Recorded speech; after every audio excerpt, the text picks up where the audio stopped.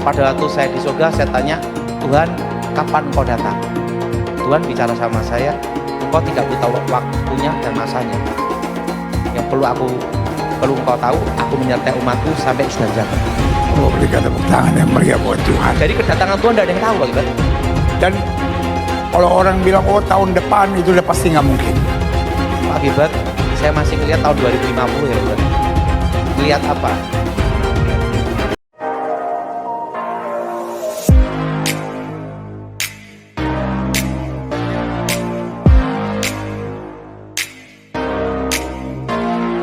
Shalom sahabat John Pregado. Senang sekali bisa bertemu kembali dengan sahabat di channel ini.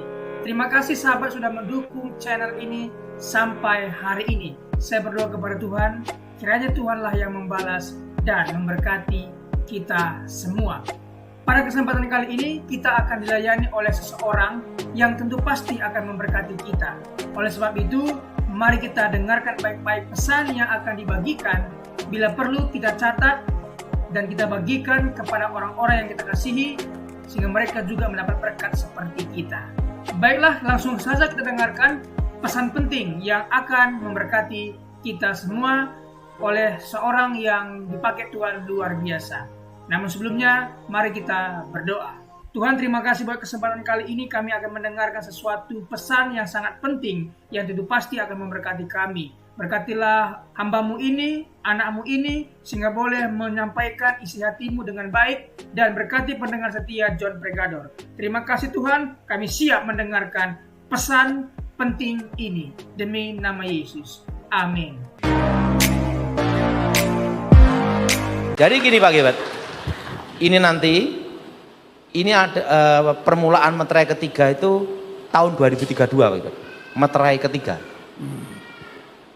Nah, pada waktu saya di surga, saya tanya, Tuhan, kapan engkau datang? Tuhan bicara sama saya, engkau tidak tahu waktunya dan masanya. Yang perlu engkau tahu, aku menyertai umatku sampai sudah zaman. Oh, berikan tepuk tangan yang meriah buat Tuhan. Jadi kedatangan Tuhan tidak ada yang tahu, Pak Gilbert. Dan kalau orang bilang, oh tahun depan itu udah pasti nggak mungkin. Pak Gilbert, saya masih ngelihat tahun 2050 ya Pak Gilbert. Ngelihat apa? Yaitu komputer kuantum, AI, hacker, kita akan berdiri sendiri dan ingin mengendalikan dunia gitu. Itu 2050. Jadi nanti komputer kuantum, AI itu berdiri sendiri dan punya pikiran sendiri, ingin mengendalikan dunia. Itu di tahun 2050. Sudah ngerti nggak? Nggak ngerti kan? Saya lihat muka jadi itu nanti pada waktu kita ngomongnya ya toh. Tetapi Pak Gilbert, sebagian saudara saya pas dengar kuantum saya taunya Uniqlo. jadi gini Pak Gilbert, boleh saya cerita Pak Gilbert? Jadi gini, tahun 1996 saya ditunjukkan Pak Gilbert. Itu di ruang bawah tanah. Itu pernah saya tulis di buku dan ada gambarnya, tak kasih Pak Gilbert di tempatnya Pak Junawan. Ada kali itu buku. Nah, buku itu menjelaskan siapa yang akan jadi presiden dan wakil presiden sampai 2035. Termasuk pergerakan saham tentang dunia. Nah, buku itu saya serahkan Pak Gilbert, tapi katanya hilang. Ada. Itu ada Pak. Itu ada di situ, presiden dan wakil presiden di masa depan. Nah, itu Pak Gilbert, jadi di tahun 96 saya melihat suatu alat. Modelnya seperti ini Pak Gilbert. Zret. Nah, ini Pak Gilbert. Gini, tapi panjang. Itu ada titik antimateri. Mengambang gitu. Itu warnanya itu biru ke ungu-unguan sampai ke hitam-hitaman gitu. Kalau itu betul-betul panas yang sangat terlalu tinggi sekali Pak Gilbert, antimateri Pak Gilbert. Dan di situ saya lihat ada titik beku 273 minus derajat Celcius Pak Gilbert. Hidrogen helium. Itu di ruang bawah tanah. Nah, di situ saya ngelihat Pak Gilbert ya. Itu modelnya seperti gini. itu terbuat dari logam tanah jarang. Maka sekarang logam tanah jarang kan dicari ya, Tanah jarak ya. untuk menstabilkan medan magnet. Setelah itu ada perak dan palladium untuk mengalirkan partikel kuantum. Dan di situ saya lihat pembangkitnya itu plutonium, pengayaan dari uranium. Nah di situ saya lihat suatu alat yang besar sekali. Jadi itu nanti Pak Gibet, jadi alat itu, iblis itu kan ingin menyamai Tuhan. Ya. Ingin menyamai Tuhan. Dan kadang itu kita ini Kalau zaman Adam dan Hawa pakai buah, sekarang udah pakai komputer kuantum. Jadi gini Pak Gibet, kadang tuh kita itu melihat iblis itu taunya hanya nyanyi doang. Beda Pak Gibet. Alkitab berkata gambaran kesempurnaan dari pengetahuan. Nah, Kitab Yeskiel. ya.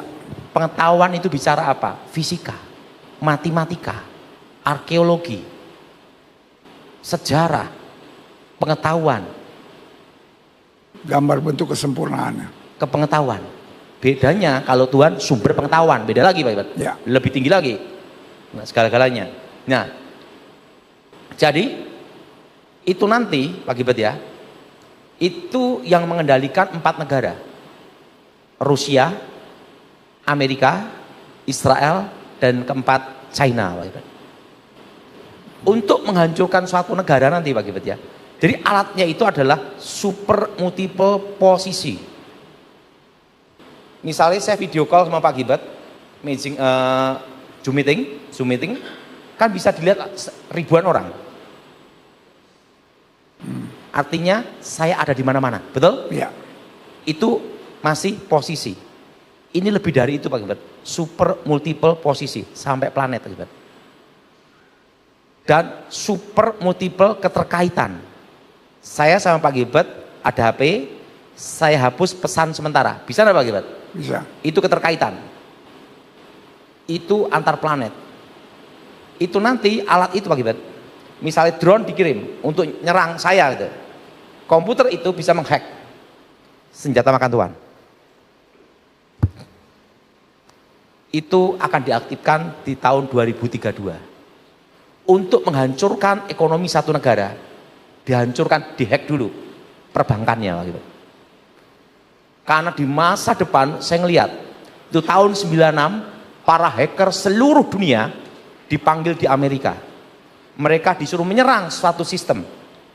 Sistem namanya cyber army. Kan ada cyber security, ini lebih tinggi lagi cyber army. Di mana para hacker disuruh menyerang. Cara untuk menyerang, cara bertahan, cara masukin virus, menghack data dan lainnya. Dan AI ini mempelajari semua hacker seluruh dunia yang ada di situ, dan jadilah AI hacker Pak Gibran. Itu lambangnya gini Pak Gibran, zret, A, I, G, dan mata manusia ada di tengah Pak Gibran. Nah, nanti mulai tahun ini uji coba komputer kuantum itu dimulai Pak Gibran. Jadi nanti untuk misalnya ngirim rudal itu bisa dihack Pak Gibran. Pesawat hack Pak Gibran. Sekarang baru uji coba. Itu nanti diaktifkan di tahun 2032. Makanya nanti yang berharga kembali emas, perak. 2032 itulah mulainya secupak sedinar. Dinar kan emas Pak Gibran, dan perak yang berharga itu.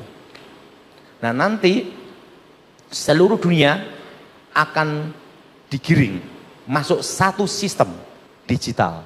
Penyatuan mata uang itu adalah digital supaya bisa dikendalikan oleh komputer kuantum ini Pak Gibran. Nanti misalnya mau memiskinkan orang Pak Gibran, hilang. Mau lapor siapa Pak Gibran? AI hacker. Kan ada yang tanya sama saya, Pak Daud, Indonesia bisa enggak ngalami perang dunia ketiga tahun ini dan tahun depan? Pak Gibran, sekalipun ada perang pun Indonesia itu paling aman Pak Gibran. Suatu negara kalau berperang menyerang tujuannya untuk menguasai kekayaannya, betul? Mengambil, kayak Amerika mau ngambil minyak. Di Indonesia emas, Amerika Pak Gibran. Nikel, China Pak Gibran. Otomotif, Jepang sama Cina. Lah ngapain nyerang Pak Gilbert?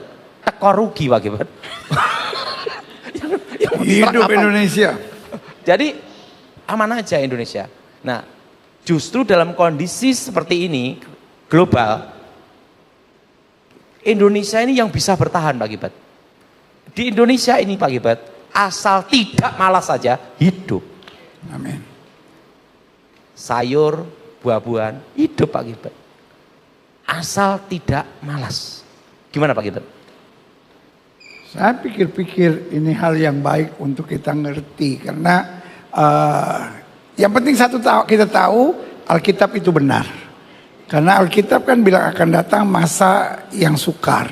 Dan kita kadang-kadang pikir sukar, bangsa bangkit lawan bangsa, lalu kemudian perang terjadi. Kadang-kadang kita nggak terlalu mikir bahwa Lucifer itu gambar kesempurnaan pengetahuan. Dan kalau kita lihat makin ke sini, orang makin banyak bergaul dengan computerized, orang makin banyak bergaul dengan nuklir, makin banyak bergaul dengan banyak hal. Tetapi satu yang pasti, bahwa apa yang Tuhan mulai tidak mungkin Tuhan akan selesaikan sendiri. Amin. Karena hal-hal seperti peternakan, lalu tadi yang dijelaskan semuanya, dan intinya akhirnya dua hal yang Pak Daud ngomong. Satu, iman. Sama-sama bilang saya harus punya iman. Dan yang kedua, rajin. Karena kita punya iman juga kalau males, nggak ada gunanya saudara-saudara. Tetapi rajin, pinter tanpa iman malah jadi ngaco. Jadi apa yang disampaikan oleh Pak Daud nggak perlu takut. Tetapi justru yang pertama makin yakin sama Tuhan. Yang kedua minta hikmat Tuhan. Dan yang ketiga jaga keluarga kita dengan baik. Berat ya Bu ya. Tapi suami, tapi mulai hari ini yuk kita tahu akan ada goncangan besar di tengah keluarga. Biar keluarga kita selalu dalam suasana sorga. Amin. Bagaimana Pak Daud? Justru yang bertahan dalam rumah tangga yang hidup sederhana Pak Gilbert. Yang bisa bertahan dalam keluarga adalah mereka yang beli tas setiap bulan 2 biji saudara. No, yang hidup sederhana. Dan apa adanya. Apa adanya aja. Jangan jaim, jangan ini, ya kan, pokoknya Alkitab pakai bahasa yang luar biasa. Cukupkan dirimu dengan apa yang ada. Mulai dari hal sederhana, suami tetap istri bilang Tuhan terima kasih, istriku yang terbaik. Istri juga sama, tetap suami terima kasih Tuhan, suamiku yang terbaik.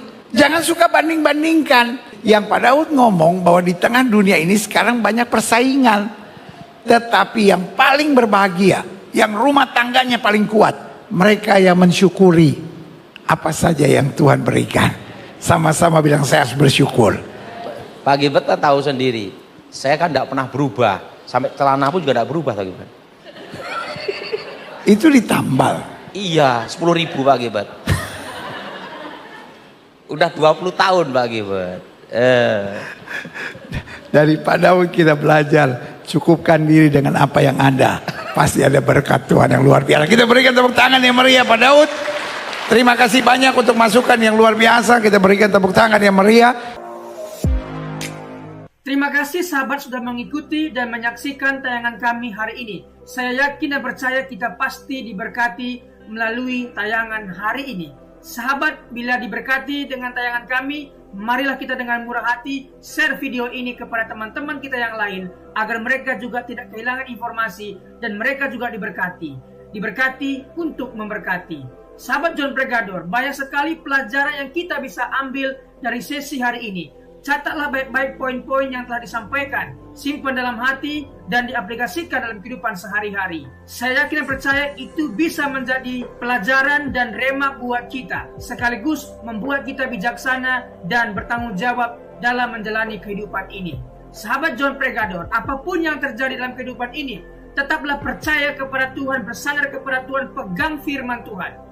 Karena firman Tuhan adalah pedoman hidup kita yang menuntun kita kepada jalan yang benar, yang membawa kita kepada keselamatan yang kekal. Jadi sahabat, mari kita mempergunakan waktu ini sebaik-baiknya selama hidup, Selama masih diberikan kesempatan untuk berkarya, mari kita beri yang terbaik kepada Tuhan. Karena dalam hidup ini, di kekalan, Tuhan telah sediakan 5 mahkota bagi mereka yang taat, setia, dan melakukan firman Tuhan.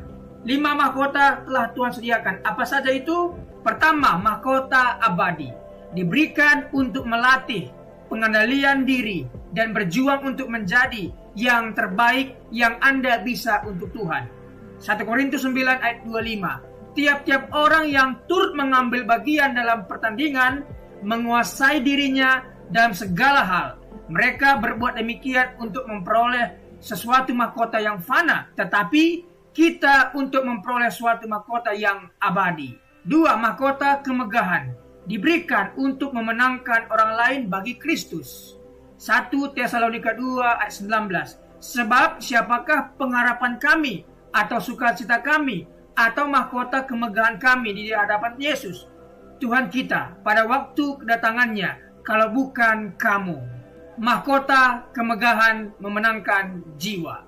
3. Mahkota kebenaran diberikan untuk yang merindukan kedatangan Kristus. Dia tetap setia dan tidak meninggalkan Tuhan.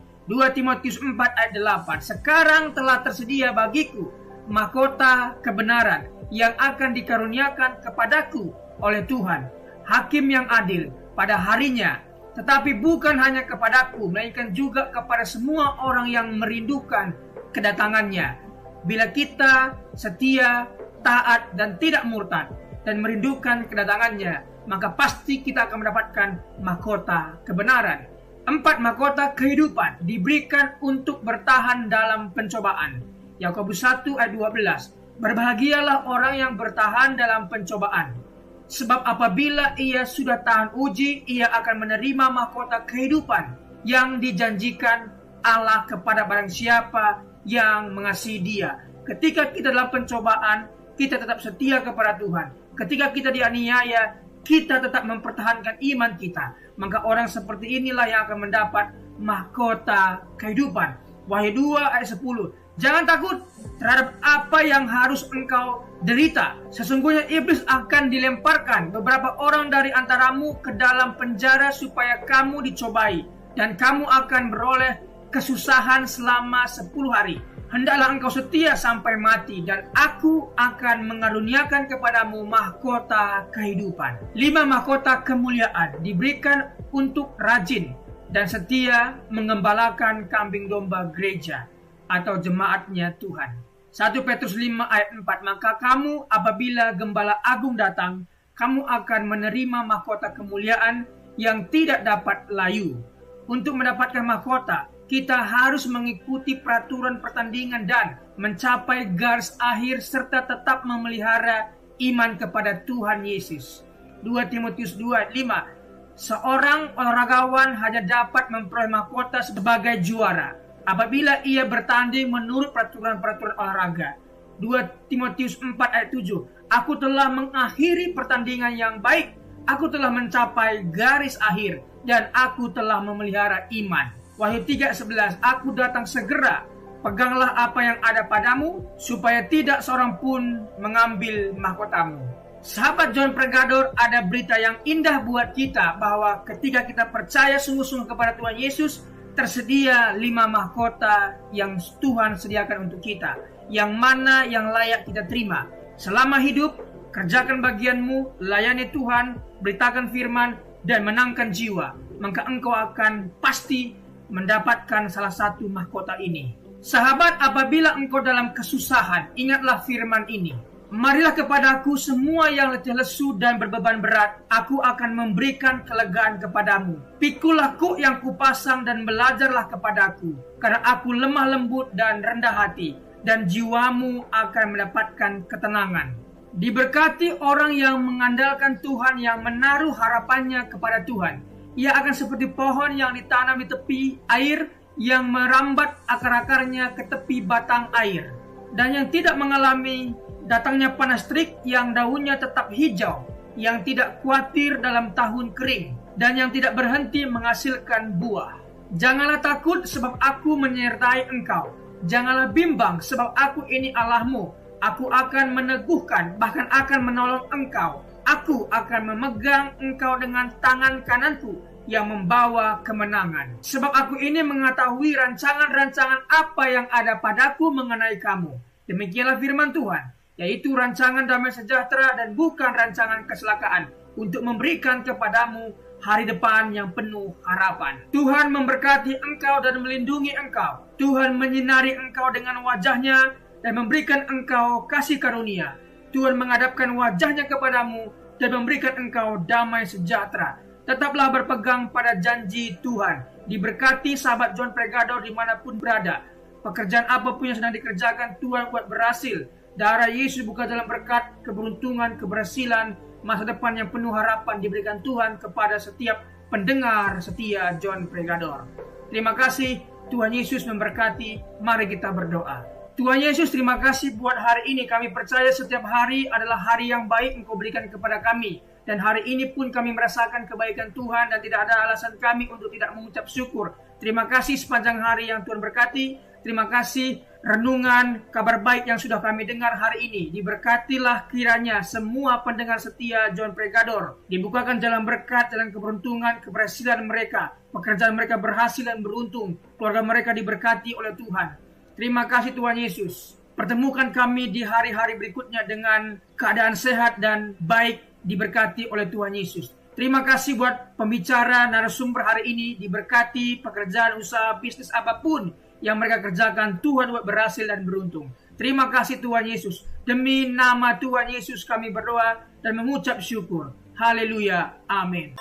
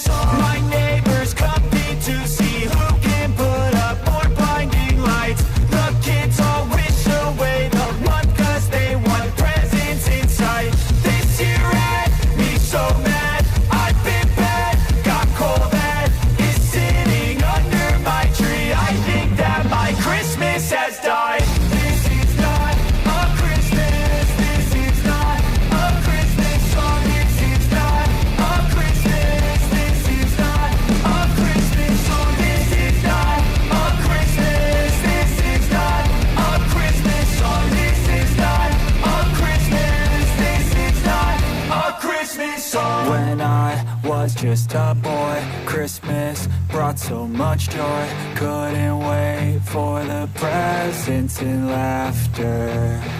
I couldn't sleep late at night, looking for Santa with lights. Those are the memories I still remember. Then I became a man, lost sight of who I am, but right in front of me was the answer. 'Cause on Christmas I feel joy, and I turn back to a boy. The answer is to stay young forever. This is not a Christmas, this is not a Christmas song. This is not a Christmas, this is not a Christmas song. This is not a Christmas, this is not a Christmas song. This is not a Christmas, this is not a Christmas song.